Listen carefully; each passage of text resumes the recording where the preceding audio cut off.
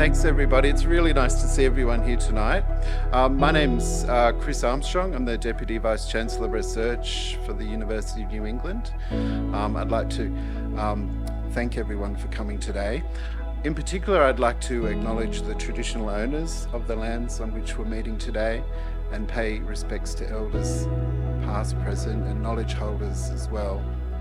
I think it's fantastic that we can all be here together, and I'd particularly like to thank all the descendants of the Archibald family, and particularly the descendants who are able to be here tonight. And thank you. Particularly thank you to Carol Vale, who's our speaker tonight. And in particular also thank you to Uncle Richard Vale, who's Carol's father, who's a very honoured attendee tonight. So thank you. What I'd like to do is introduce Uncle Colin Ahoy. Uncle Colin is a great-grandson of Mr. Frank Archibald, and he's an elder in residence at UNE, and he will deliver a welcome to country.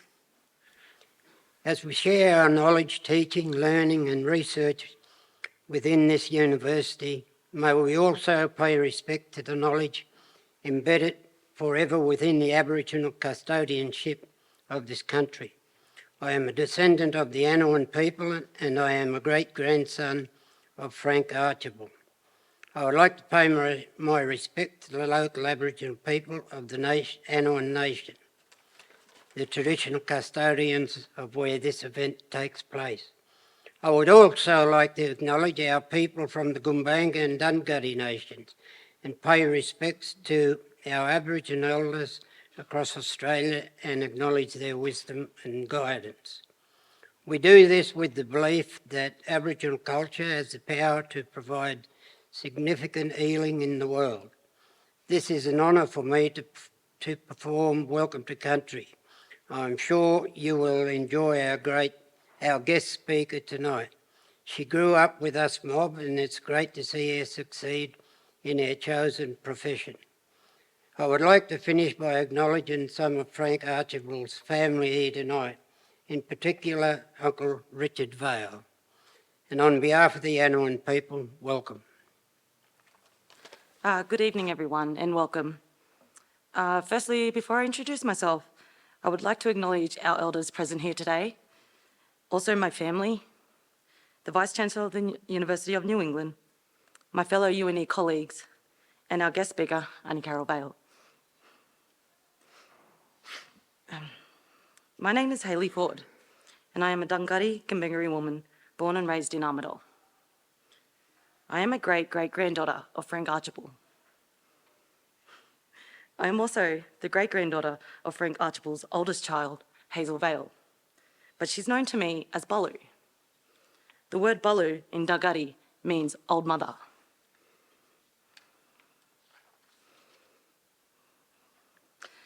I've been told so many respectful stories about my great-great-grandfather, Frank, and what he did for his family and community.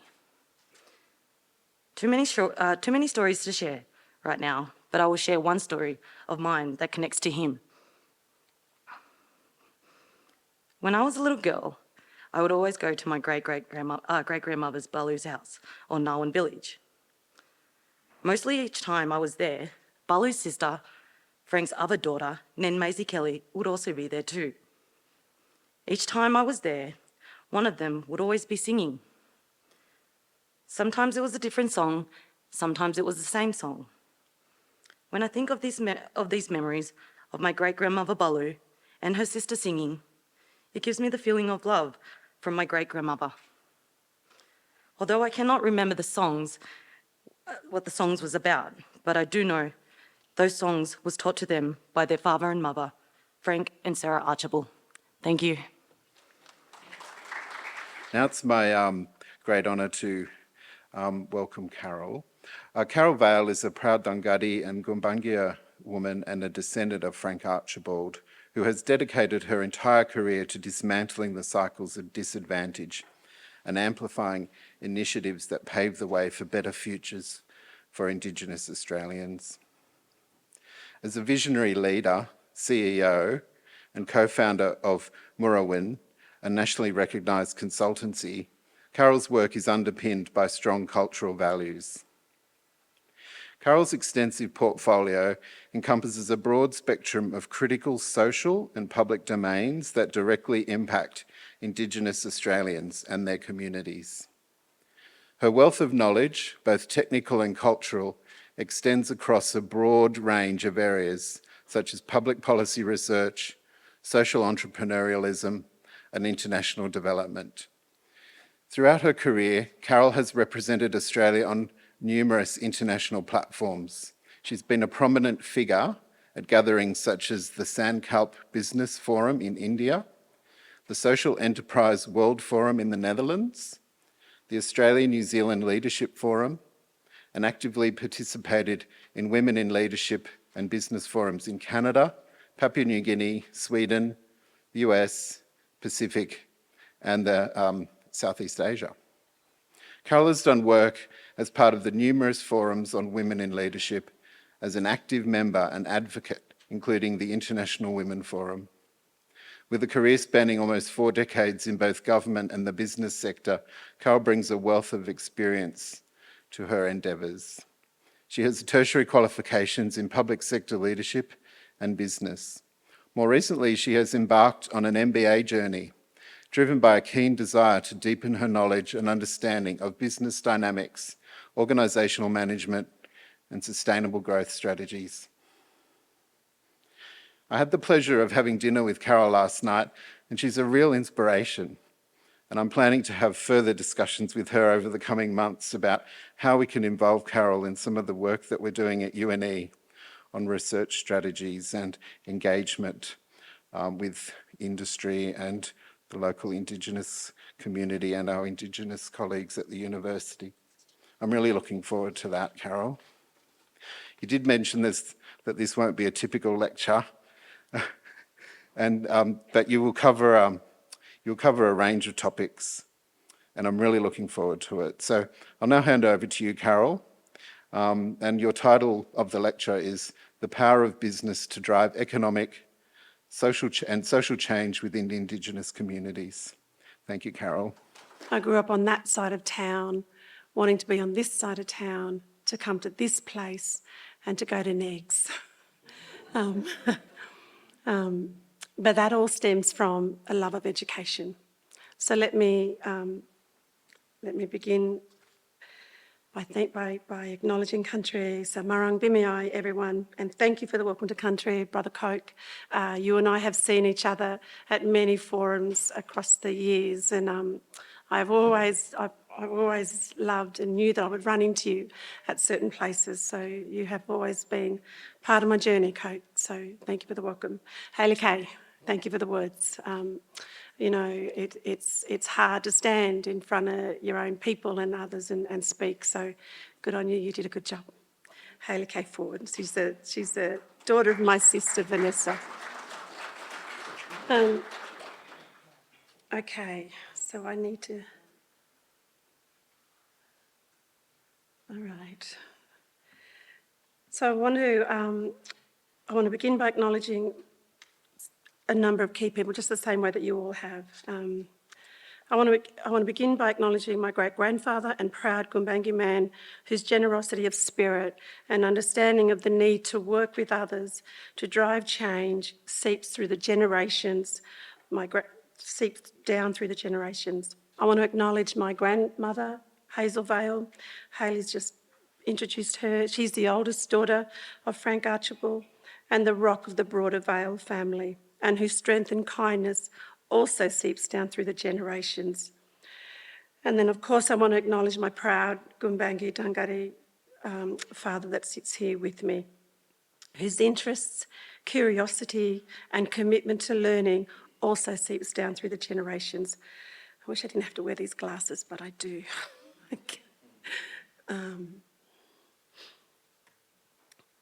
So the DNA of education and doing things together for the betterment of our community is deep in the blood of our veins. And as a kid growing up out on the Armidale Mission on the east side of town there, like I said, it was a dream of mine to come to this university on the west side. So being here tonight is, I do a lot of public speaking, and I talk to lots of different audiences, and there is probably none more important than this one. And there is none more important than to speak in honour of my great-grandfather, because the legacy that he and my great-grandmother, Granny Archibald, have left not just in this place, but through their families. My grandmother, Hazel Vale, was the oldest of 12. So they raised them plus a whole heap of others. And so the impact that they have had on our family and others is certainly paramount in the Indigenous business sector across this country, and I hope that my other, family members come and do some work here in Armidale as well. And one day give this lecture. I'd certainly come after cousin Ray in doing this. So, but this is truly an honour, and it is one that I will treasure. So, I had dinner with your colleagues last night, and as I did say that I can stand here and give you the academic stats, and I will touch on some of those very briefly, but more importantly, I want you to hear my story about the journey to business and why that for me, and why that for me is about understanding the power of business. And you don't have to be at the top end of town with business. You know, it is about stepping into business in the way that suits you in your world, and you creating products that is about your passion, it is about what you believe in, and it is about income generation, and it is about economic empowerment and freedom. So I'm going to share some of that story today, and I'm going to have to try and remember certainly to send these across.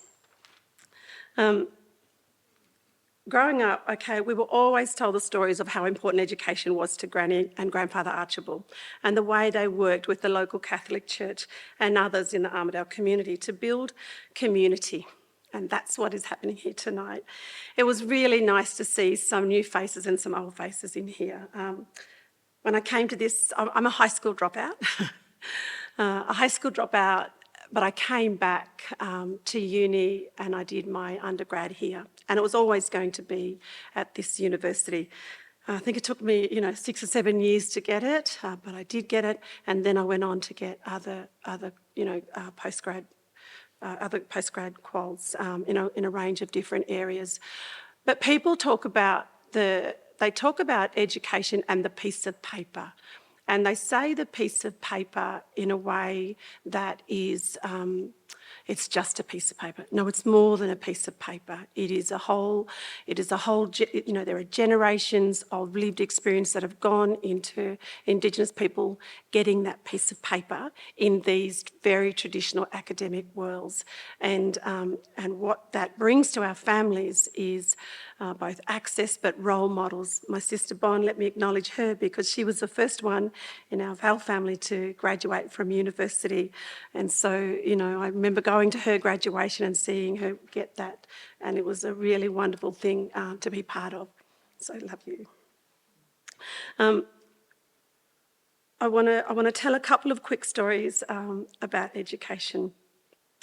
And my dad here got to go to De La Salle. So I know there's some ex, school friends here from St Mary's and O'Connor here. So De La Salle was the boys' Catholic school over here. And Dad, I think he got to go there with a couple of other cousins, hey? So he got to go to year 8 at a time when Aboriginal people were excluded from school. And do you know, in 1973, I think it was, I was at Armidale, I was at the DEM school, and it was 1972, something. Anyway, I was at DEM school in year 3, I think it was. I went home one day, and my mum said, "How was school today, Carol?" And I gave her a little card, and I got ducks of the class. And she said, "Oh, that's really," I said, "Oh, I come first in the class, Mum." And so she put it up on the fridge there. Later on, I went to work for the Department of Education, and so I think it mustn't have been 73. Anyway, I can't remember the year. But later on, I went to work for the Department of Education here in New South Wales, and one of the pieces of work that I did was lead the renewal of the Aboriginal education policy. And so I had to do some research into work that was done. And in 1972, in the New South Wales Teachers Handbook, so maybe I was in second class or something that time, the teacher of that class at the request of parents, non-Indigenous parents, could have gone to the principal and asked for me to be removed from that class if they deemed that me being in that class was detrimental to the education of their children. If they would have done that, then there would have been a significant break in this desire and longing for education that I have and my generations have. So I've gone on to, enjoy education, my children have and my grandchildren, and hopefully, it will just keep going. So the love of education comes from my dad. And he told me a story very recently. My mum was a great cook. My dad was the teacher. He told me a story, very recently. And he told me of a time when I was 5 years old. And he picked me up from kindergarten down in Tamworth. We went to West Tamworth School there. And as we were walking home, I told him that the teacher had asked me, they said to me, "Oh, Carol, where did you learn to spell?" And to which I replied, "From my dad." So I remember my first big word was hospital. And if there is one thing I have ever learned about business, it's that if people have a choice when they are purchasing something, then they will buy the product that connects them to the story, and education is paramount to that, and a compelling story is just as critical. So I hope my stories about the love of education and the importance of education in that short snippet, I guess I want to share how that contributed to my business journey. Okay, so October is Indigenous Business Month. It is a national time of when Indigenous businesses across the country come together to celebrate our efforts and our successes. It is a time when we and the theme for this year is to gather together. So gathering is at the heart of building relationships, and business is all about building relationships. We gather to share our successes, our success stories as businesses, to find information and inspiration to generate friendship and connection. And this is happening throughout the country. By gathering together, we challenge ourselves to broaden our minds, think anew, brainstorm solutions, and we're going to do a little bit of that tonight, and to act differently for better futures. It is in these spaces that we create when we gather, that we connect and we uplift one another in times of pressure and stress. And the recent referendum vote has left our country, regardless of which way you voted, has left our country in a way that work needs to be done. And Indigenous businesses and your Indigenous communities are there, and we will come together to work towards healing and social justice and reconciliation for our communities, because it's important. Because non-Indigenous, Indigenous are here, we're all here together, so we have work to be done. So strengthening the Indigenous business sector requires strong relationships at a local level through gathering and exploring the crossovers between what's happening in our businesses, in the communities, and in our personal lives. So let me tell a bit more about my story.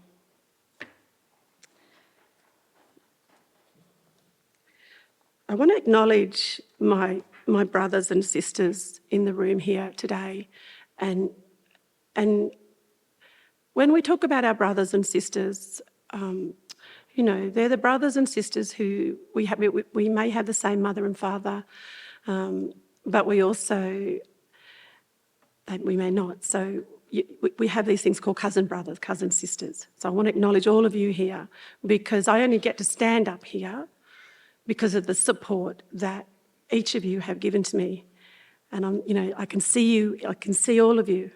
I see all of you here. My aunties, my uncles, my cousins, people who have been part of my journey, and people who have backed me, have supported me, and And so that's the reason I wanted to come to Armidale 9 years ago to launch my business, Murrowan.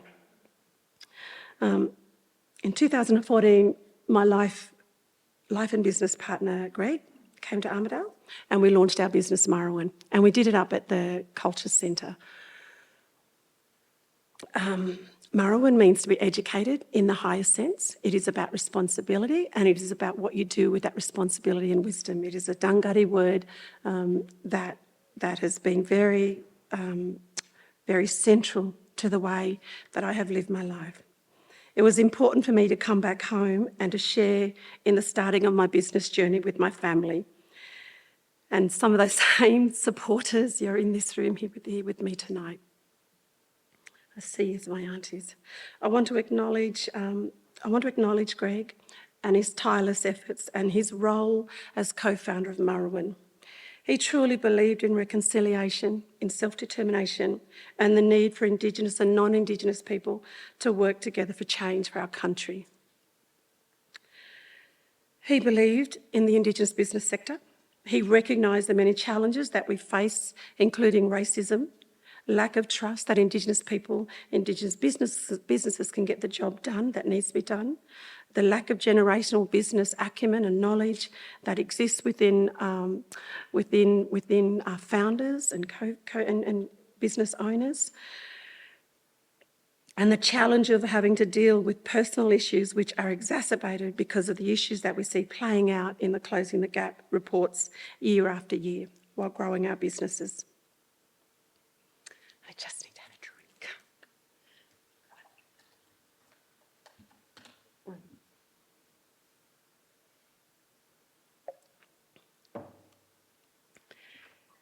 It is important to acknowledge this man in this day because you don't get to do this work alone. He would have been devastated by the result of the recent referendum, and he and I would have quickly workshopped what are the potential business opportunities that come from that result, because that's good business, which we are doing at Murrowan already. And I've had some great conversations around Armidale today with others and family members about what, let's do something together. He was my greatest supporter, and the efforts that he has put into Murrowan.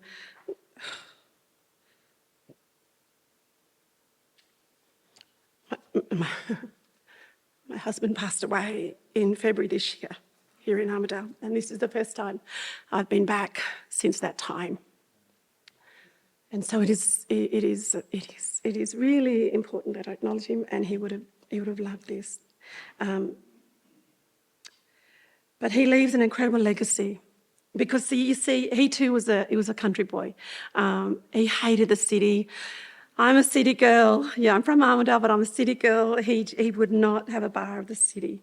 Country boy, river boy, and there will be a great legacy because of the work and the commitment that he had to working with me in the Indigenous business sector. And next year we will be celebrating 10 years, and I want to come back to Armidale, and I will come back to Armidale, and I'll host the biggest celebration event and party that this town has seen.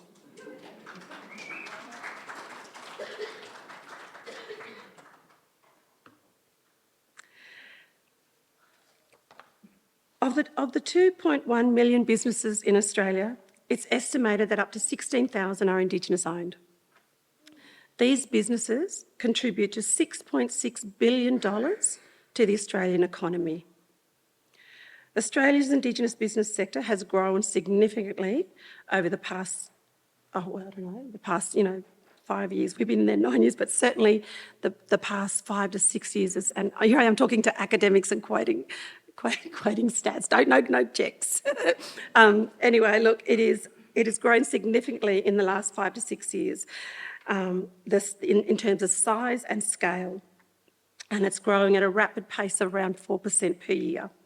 The growth in the Indigenous business sector has meant that it has created more jobs and generated significant wealth for individuals, families and communities. So whilst this is a cause for celebration, maintaining this momentum requires sustained effort, continued policy support and improved access to capital. It also requires, and I went and met with your School of Business today, so really nice conversation. We had a chat last night as well. I went down to, I think it was Nova, which is like your hub, there's some great platforms here, and I look forward to having further conversations with it. But it requires a collective response and collective support for things happening here. There is so much happening in the business sector in the New England region. You've got the renewable energy zones. You've got the special activation precincts. You've got you've got industries, crying out for what could possibly be grown and made and manufactured here in this place or in this region that is supported by UNE, and that is, I think you are well placed to contribute in and feed into that business sector. So imagine if there were First Nation businesses operating in every community right throughout this region, and then indeed Australia. There would be a dramatic closing of the gap. This is a report, and so Mara, we get to work on quite a number of big projects. We did this is about closing the gap. We did a national qualitative research piece around attitude towards closing the gap, and there might be some familiar faces on there. But this report informed the Prime Minister of the day. I can't remember which one it was. Maybe it was Turnbull. Before he went into table the Closing the Gap report. By the way, which has been every year it's been tabled, there's been a failure or government has spoken to their inability to meet targets. And so, work such as the one that we do is really important. I want to share just a bit about the Indigenous business sector. So in New South Wales, you have the New South Wales Indigenous Chamber of Commerce, a really important body. The head office of that is in Sydney, but it's also got an outreach office in Maitland. So again, regional New South Wales, really important. This is Supply Nation. Supply Nation is a national organisation, and it is made up of a number of parts. That you've got suppliers who are Indigenous businesses. You've got members then who are government and corporate bodies, philanthropists, others. The role of Supply Nation is to bring together the suppliers and the members to do business. So, and this is. A great organisation. Their role is to turn conversations between members and suppliers into contracts. So with over 2,500 Indigenous businesses, with an estimated annual revenue turnover of 3.9 billion, they employ up to 30,000 employees. The Indigenous businesses that are members, that are suppliers of Supply Nation. Well, according to the Commonwealth Government's Indigenous business sector strategy, a further 2,500 businesses are expected to be initiated or started up by 2026 here in Australia. So there's some great work happening around Australia to grow the Indigenous business sector. So whilst the Indigenous business sector is broader than just Supply Nation suppliers, these businesses represent a significant portion of the Indigenous business sector, providing more than half the employment across Australia for Indigenous people. Supply Nation's Sleeping Giant report, which presented the social return on investment from investing in Supply Nation suppliers, has been a widely cited source on demonstrating the social impact of Indigenous businesses. The report calculated that every dollar of revenue for Indigenous businesses spent returned on average $4.41 worth of economic and social value. So while social return on investment is useful, there are many other things that come with being an Indigenous business. There are a range of other cultural and community benefits that also arise from establishing and investing in Indigenous businesses. They are not always captured in existing SROI models. A recent report released by the New South Wales Treasury, it showed a strong and vibrant Indigenous business sector is necessary for Aboriginal and Torres Strait Islander communities to have better participate and engage with the economy. Indigenous businesses provide Indigenous people with jobs, financial security, sustainable local economies. They make significant contributions to their local communities. They act as role models, and they engender pride. So that's why I strongly believe in the power of business, because it helps to drive social and economic change, and I've seen it firsthand. So where we build a business that enables us, where we can build businesses that enables us to care for and support our families and community, and undoubtedly a strong Indigenous business sector improves the overall well-being of Aboriginal and Torres Strait Islander people through providing employment opportunities and connecting them to culture, country and community. So let me now tell you a bit about Murruwin.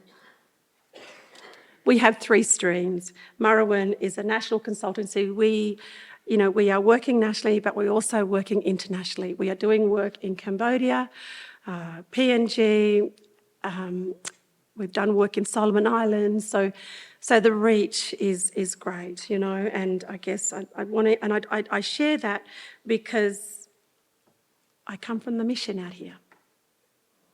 My mob's in this room. And if I can do it, they can do it, and they just need the support and the environment around them that can help them to do that. I showed Closing the Gap report, okay? Good business is about filling a need, addressing a need. Closing the gap, if government hasn't been able to meet the targets every year for the last 14 years, then Indigenous businesses can help them do that. So I really encourage all of you sitting in here, whatever you do in your space, you find how you can work and support, this local community here to step into business in whatever that might be. Sister Little Missy up the back there, I know that you've got stuff, so it's about how do you create that product and to sell that to address a need, but then create good income for yourself and your family. Okay, so we have 3 streams. Place strategy, we're actually working in the New England Res at the moment, evaluation and research, and social impact and outcomes.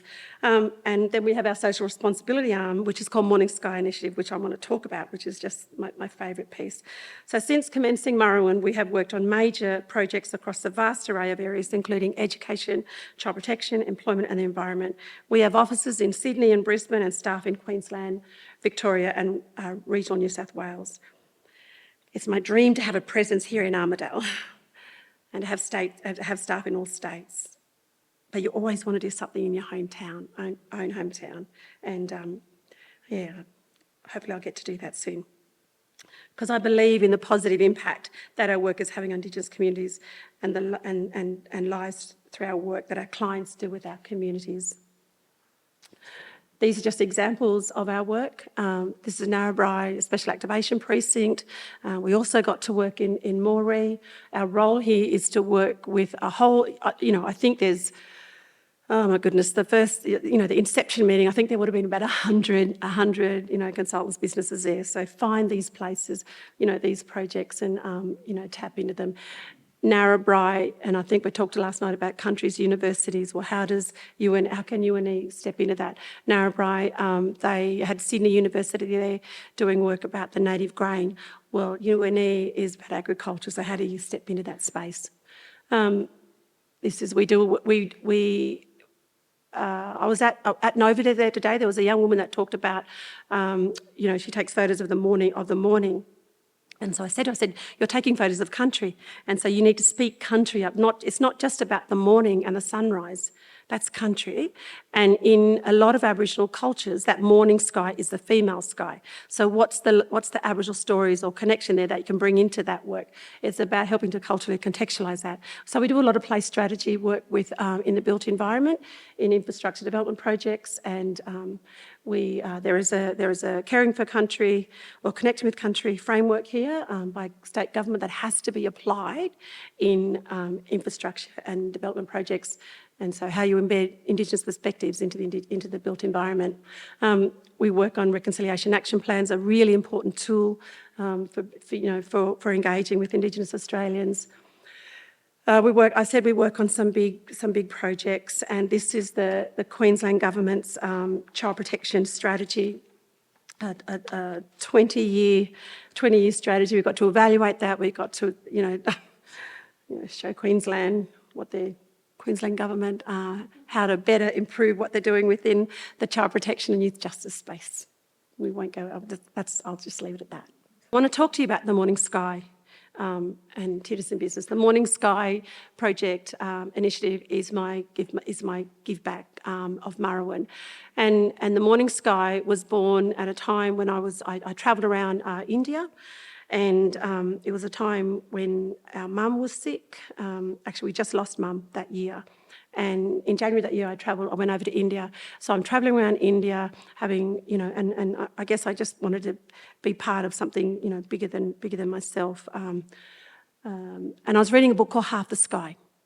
Half the Sky is a book that's written by two American journalists, and the book is full of stories of women from third world countries that got to access microfinancing, that when they then established micro businesses, and some of those businesses then went on to become major businesses, and they drove absolute change within their communities in a whole range of ways. So so I come back, and I went to India, and then Greg and I then travelled around Southeast Asia, and we saw, so I'm reading this book, Half the Sky, and driving around, in buses and that, and seeing women trying to create opportunities to generate income.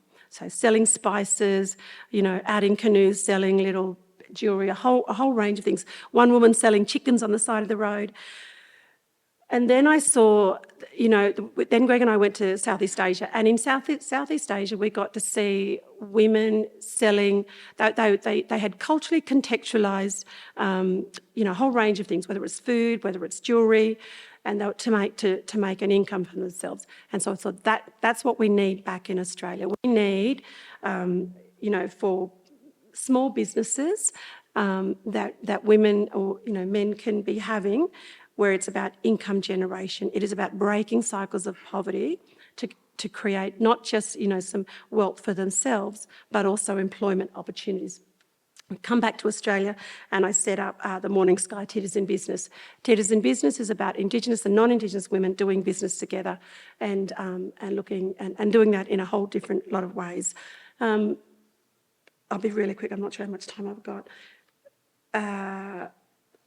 But what we do with the Morning Sky is that I have travelled around across the country, and again in some places overseas, and we've run business-ready workshops. I've told my story about stepping into business and the potential that being in the Indigenous business sector has. So we all know that at the Commonwealth and state level, every state has an Indigenous procurement policy, and that up to 3% of government spend, both at the Commonwealth and jurisdictional level, has to go towards, or is aimed towards going towards growing the Indigenous business sector. There's not enough Indigenous businesses for governments to meet that target. So there's an opportunity in the gap that can be supported. Nearly finished, yeah? Oh, I've got time. Okay, good. All right. So we travelled the country and we did these workshops. And so I think that's Bianca from Armidale. That's here. She was at the Gold Coast workshop. But we talk about business techniques as well as telling my story. Riley Kelly Resources up there. I want to talk to the young women in this room, the young women that are home with your children.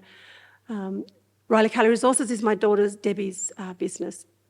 At the time of setting it up, she had just had her two young children, and she had to make a decision to return back to work. She worked for Queensland Government at the time. She didn't want to go back to work. So, I said to her, "Well, what, Debbie?" I said, "What's in your pocket? What are your skills? What's in your pocket that you can turn into a product that you can, and you find your market, and then you can sell that?" So I said, "You're a young mum, you've got young children, you're an anthropologist, environmental scientist. What is it that you can do?" What Debbie did, and you've each got one on your trays there, she made these. So she made these symbol cards, flashcards. So it's about early years and it's about STEM. And Riley Kelly Resources is the name.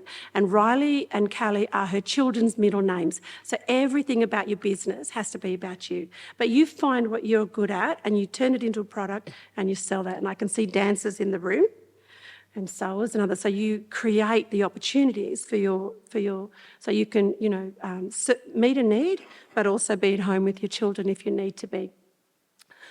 We got to run some pretty incredible seminars and forums across the way that brought together women to talk about how do we do this together. Anyway, that's it. So then finally, it is the next phase of my journey. The image down below there is one of the things I kept talking to my clients about was the day after. When we think about the referendum, the day after, what are we going to do and how do we do this together? And so getting them to think about, we can't stand still. We have to move forward. The image below is I took that from outside my dad's house the morning after I lost my Greg. And I know that he would absolutely be very proud of me standing here, but he'd be my biggest cheerer on. And it's Indigenous Business Month, and he so believed in that. And I guess, I just want to, just to show that it is, we need to move, we need to keep moving. Okay, so the referendums happened, but we need to keep going and find how we do this together. New South Wales government has a roadmap for the growth of the Aboriginal business sector. Go find that and have a good read of that, and it's a starting point. The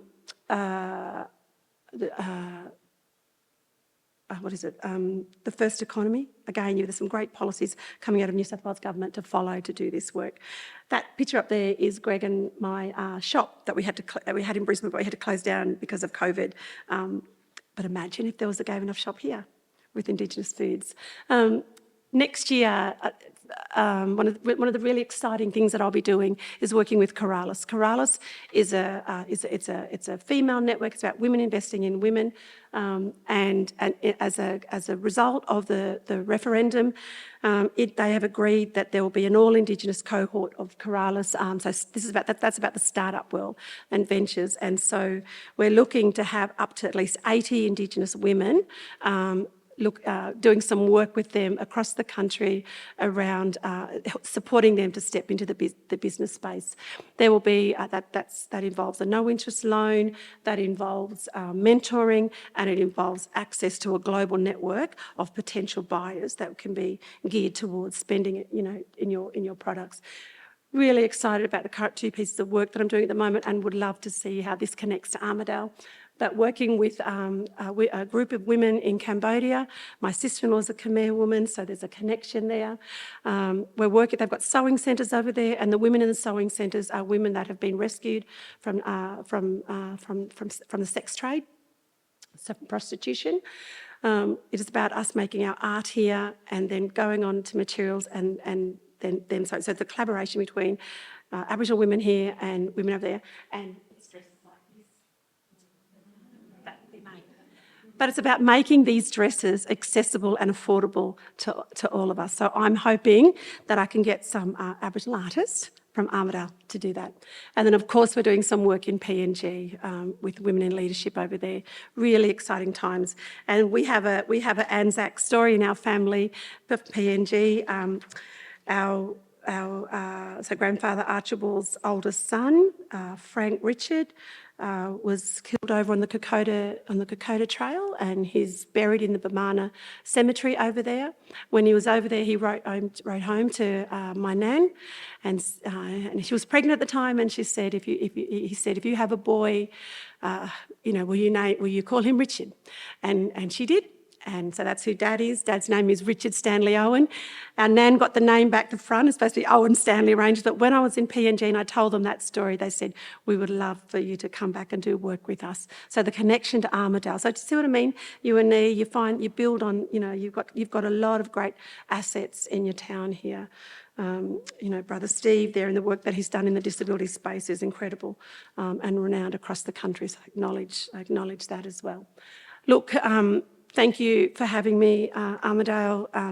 It is good to be back, and Marangbu, and I look forward to the Indigenous business sector growing in this place. Carol, thank you.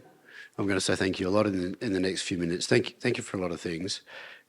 Firstly, to acknowledge a room where our elders are present rather than distant or absent. So thank you for bringing Mob, and thank you for bringing Mob to your talk constantly. We hear often of the connection and the continuity between Aboriginal and Torres Strait Islander people and country as one. And I think you connected to your Mob here in an emotional and intellectual sense that gave us outsiders a little sense of what that belongingness is about. So thank you for that. Thank you for your generosity, your early remarks on the referendum. It's interesting, isn't it? In different Aboriginal communities around this country, one thing I've noticed is a gentleness of generosity around reconciliation that I marvel at. I marvel at the way you Mob across this whole, what we call Australia, have this ability to continue to show generosity in spite of a whole series of incredible setbacks and challenges. And you gave us that generosity in your natural language.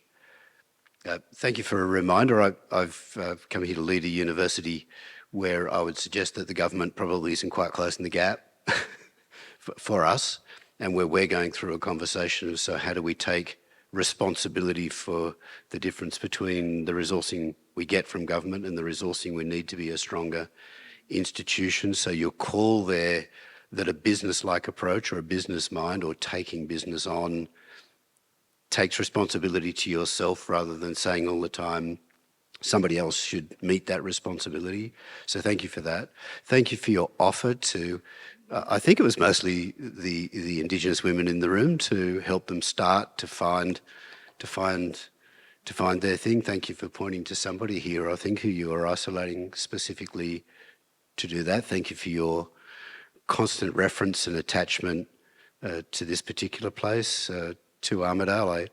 I don't quite know what the answer to your question is, Steve, but in the back of that, what the university's role there is, I think a conversation that we should be having. I don't think we drive our own. I think we need to be in a partnership and a conversation with you and the Mob here about how to take the opportunities that Carol's putting in front of us, find the thing that matters, find the thing that will inspire you.